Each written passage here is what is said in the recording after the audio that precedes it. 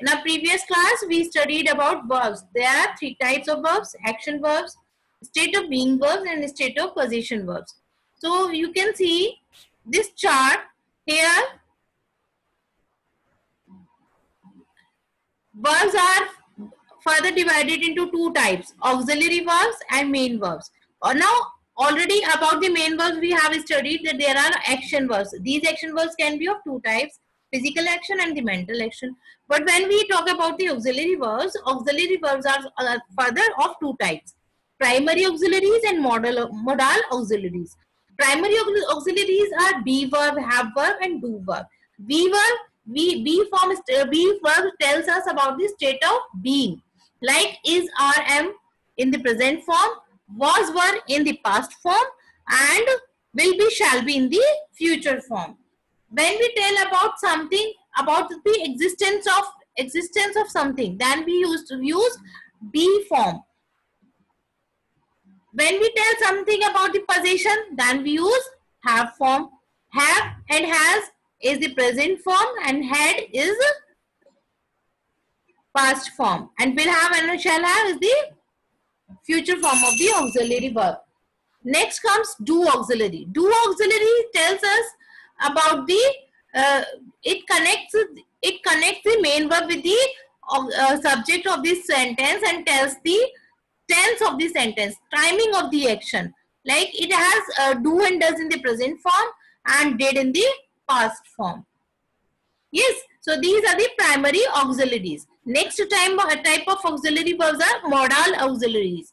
Modal auxiliaries which are used for specific reason or specific conditions. Like when we request someone, then we use may. When we tell our capacity, then we use can. When we say tells about the possibility, then we use may or might. So these are, there are many auxiliary modal auxiliaries which tells about the conditions or these possibilities or the situations. So these modal, so today we are going to learn about these modal auxiliaries. Modal auxiliaries are used to express permission, ability, suggestion, possibility, or necessity. So let us see where we use, in which condition which modal we use for our expression. We use may to ask for and give permission. If we want to give or ask for the permission, then we use modal auxiliary may. See the example: may I come in, ma'am? May I take your pen? May I have this notebook? So all these are the examples of permission auxiliary may. We use can and could to show ability. When we are able in doing something, then we use modal auxiliary can. Like Ramiza can play the guitar well. He could solve the question paper on his own. So here the capacity is being told. Next comes we use should for giving advice or suggestion. Sometimes we tell our suggestion, we give our advice. So in this condition we use should modal auxiliary to express our views. Like we should never tell lies. We should never run on road. You should go 2 hours really fast. So all these things in these sentences we are giving an advice. So here we are using the modal auxiliary should.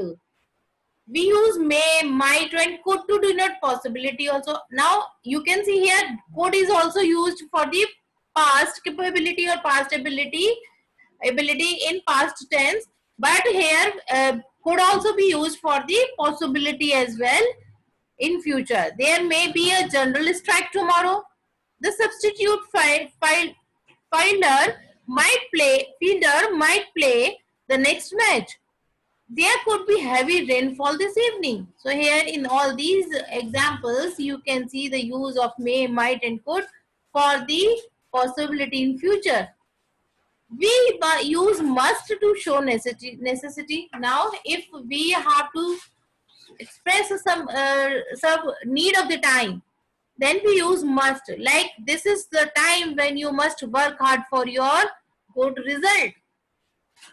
You must attend the assembly every day. You must win our next match to qualify for the finals. So in all these examples, you have found that must is giving a sense of necessity. It is giving a sense of need of the time.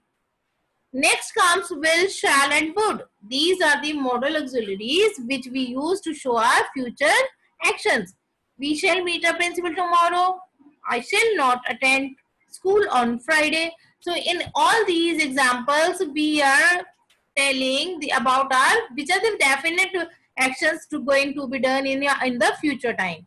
So the teacher said that she would give us each a chocolate for the right answers. He will not reach on time for the show. Here some extra information is given in this block. You can read it out from there. Traditionally, shall is used with the first person to show a future action, while will is used with the second and third person. However, nowadays we use will with all three persons. Exactly, shall is used for the first person, I and we. But nowadays, as the English has been a little bit changed, we are using will with all kinds of person or all kinds of pronoun. Like next comes to form negative sentences, we add not to the modal auxiliary. Like he could not solve the difficult sum. You will not play unless you are told to. So if we are going to make any negative sentence, then we add not along with the modal auxiliaries.